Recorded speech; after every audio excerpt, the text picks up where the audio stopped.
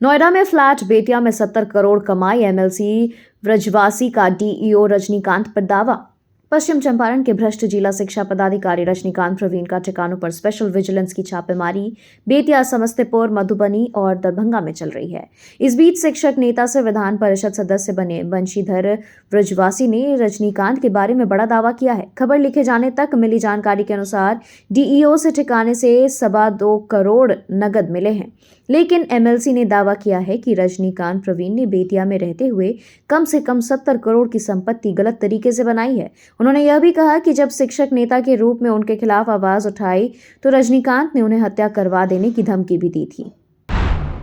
Mokama gang war पर तेजस्वी ने नीतीश को घेरा। बिहार के पटना जिले के मोकामा में बुधवार को हुए गैंग वॉर पर सियासी पारा गरमाया हुआ है। बिहार विधानसभा में नेता प्रतिपक्ष और राष्ट्रीय जनता दल के नेता तेजस्वी यादव ने मुख्यमंत्री नीतीश कुमार को घेरा है। उन्होंने कहा कि 200 राउंड गोलियां चलाने वाले अपराधी खुलेआम घूम रहे हैं।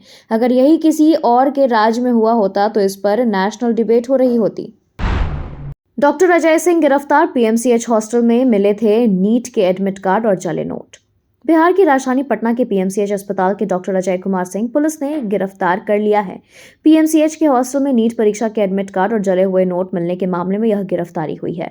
डॉक्टर अजय हॉस्टल में अवैध रूप से रह रहा था। वह बीते कई दिनों से फरार था। पटना पुलिस ने गुरुवार को उसे पटना से गिरफ्तार किया। फिलहाल उसे पूछताछ जारी है। Patna medical college and hospital के चाणक्य हॉस्टल के एक कमरे में बीते 7 जनवरी की रात को आग लग गई थी। उस कमरे में बड़ी संख्या में जले हुए नोट, नीट पीजी परीक्षा के एडमिट कार्ड, ओएमआर शीट समेत अन्य कई संदिग्ध कागजात मिले थे। आने वाले 20 सालों के लिए उपेंद्र कुशवाहा को मौका मिले, राष्ट्रीय लोक मोर्चा ने कर दी बड़ी बात। बिहार के मुख्यमंत्री नीतीश कुमार की कभी पास, कभी साथ और कभी दूर रहने वाले राज्यसभा सांसद और पूर्व केंद्रीय मंत्री उपेंद्र कुशवाहा के लिए जेडीयू ने उनकी पार्टी राष्ट्रीय लोक मोर्चा में आए पूर्व विधान परिषद रामेश्वर महतो ने शासन के अगले 20 साल मांग लिए हैं।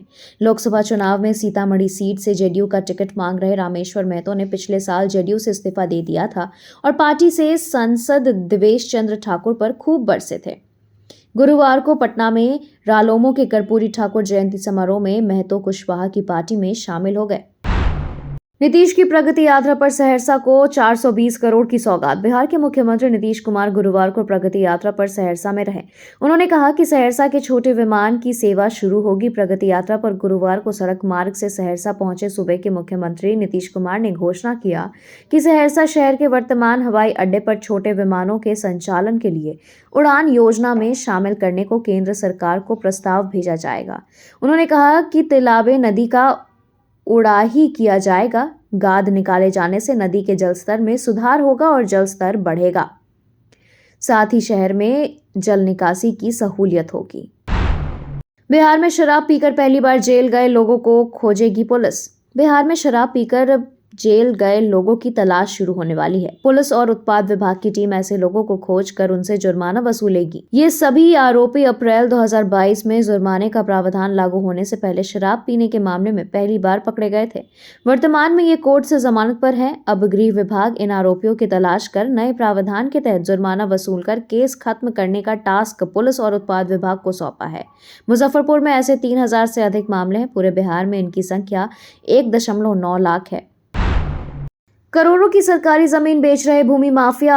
48 साल में आरसीडी के नाम नहीं हुआ म्यूटेशन। बिहार के मुजफ्फरपुर में अहियापुर स्थित दादर के पास चकगाजी गांव में भूमाफिया सरकार की करोड़ों की जमीन की अवैध खरीद बिक्री कर रहे हैं। पथ निर्माण विभाग ने इस पर आपत्ति ही नहीं जताई है, बल्कि मुशहरी सीओ की शिकायत करते हुए विभाग ने जमीन को रोक सूची में डालने की मांग भी डीएम से की है। सरकार की करोड़ों की जमीन की खरीद बिक्री की स्वीकारोक्ति के बाद से हड़कंप मच गया है। हैरानी की बात है कि 48 साल बाद भी इन जमीनों की दाखिल खारिज विभाग के नाम पर नहीं हो सकी। पटना, दानापुर सहित बिहार के 20 रेलवे स्टेशनों पर खुलेंगे जन औषधि केंद्र। 1759 तरह की मिलेंगी दवाएं। पटना जंक्शन के बाद अब दानापुर स्टेशन पर 1759 तरह की सस्ती दर पर दवाएं मिलेंगी। इसके साथ ही Rajendra Nagar terminal, Muzaffarpur railway station, Bhagalpur railway station, Gaya railway station सहित पूर्व मध्य रेलवे के 20 स्टेशनों पर यात्रियों के साथ साथ आसपास के लोगों को सस्ते दर पर 1059 तरह के दवाएं प्राप्त कर सकेंगे। इन केंद्रों पर सभी तरह की बीमारियों के कवर करने वाली 1759 तरह की दवाइयां उपलब्ध होंगी। 26 जनवरी को गांधी मैदान में तिरंगा फहराएंगे राज्यपाल। भारत 26 जनवरी 2025 को अपना 76वां गणतंत्र दिवस सेलिब्रेट करने जा रहा है।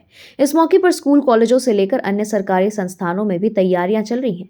इसके साथ ही बिहार की राजधानी पटना के गांधी मैदान में गणतंत्र दिवस के मौके पर मुख्य राजकीय समारोह होगा। गांधी मैदान में 26 जनवरी की सुबह 9 बजे राज्यपाल आरिफ मोहम्मद खान झंडोत्तोलन करेंगे। गांधी मैदान में गेट नंबर 1 से राज्यपाल और सीएम का आगमन होगा। अति विशिष्ट लोगों के लिए गेट नंबर 10 से प्रवेश की व्यवस्था की गई है। 7 जिंदा बम मिलने से वैशाली में दहशत, संदिग्ध गतिविधियों पर पुलिस की नजर। बिहार में वैशाली जिले के महनार प्रखंड में स्थित करनौती पंचायत के शेखपुरा क्षेत्र में 7 जिंदा बम मिलने से दहशत फैल गई है। स्थानीय लोगों ने इसकी सूचना पुलिस को दी। सूचना मिलते ही स्थानीय पुलिस प्रशासन तुरंत मौके पर पहुंचा। पुलिस ने तुरंत कार्रवाई करते हुए बम डिस्पोजल स्क्वाड की मदद से सभी बमों को सफलतापूर्वक डिफ्यूज कर दिया। इसके बाद सभी बमों को कब्जे में लेकर आगे की जांच के लिए थाने में ले जाया गया है। पुलिस अब इस मामले में गहन जांच कर रही है। आखिर ये बम यहाँ कैसे पहुंचे और किसने रखे। Thank you so much for watching this video. Don't forget to like, comment, share, and subscribe.